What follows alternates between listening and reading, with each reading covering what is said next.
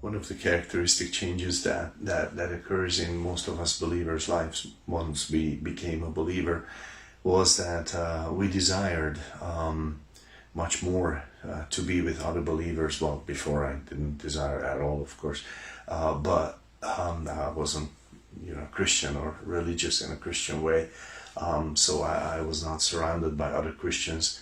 But once I became a believer, I desired this fellowship constantly. I wanted to be in church. I wanted to be in church so much. I wanted to hear teaching on the Bible. I actually has never stopped for the last 32 years. It hasn't stopped. I still desire to hear the Bible taught, and I enjoy it very much, even today. And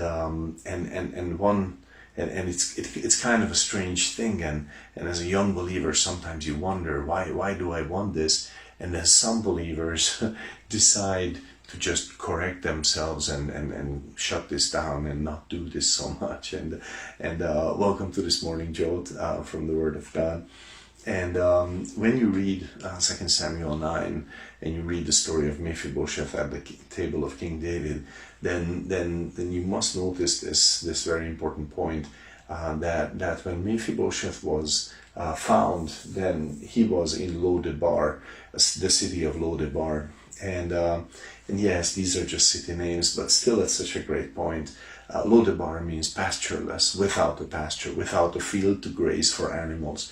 And this is and that place is a place where there is no feed, where there is no fulfillment, where there is no constant feeding. That's the kind of place it is. But then at the end of the chapter we read, so Mephibosheth dwelt in Jerusalem. And what is Jerusalem? Well, Jerusalem means peacefully founded or established in peace. And this is another place, and that's the place where Mephibosheth was now eating every day, at the place of established in peace, and from the place of no pasture to the place of established in peace. And this is what has happened with you and with me when we got saved. We were invited by God to His table of grace. Why was Mephibosheth constantly in Jerusalem? And the answer is, well, not because, Jerusalem, he was interested in Jerusalem or he had family there or business or something, but he was there because he was constantly eating at the king's table of grace. And see, this is our situation, this is our story. This is why we desire to fellowship. This is when we desire to fellowship with other believers. Because when we eat at the table of grace, when we eat at the table of our King, our God, constantly, when we receive the Word of God richly, when we have prayer, when we have the fellowship of the Spirit, then we crave, then we hunger, then we desire this fellowship with other believers. We want to be in the place where our hearts get established in peace. We want to be in church. It's interesting for us.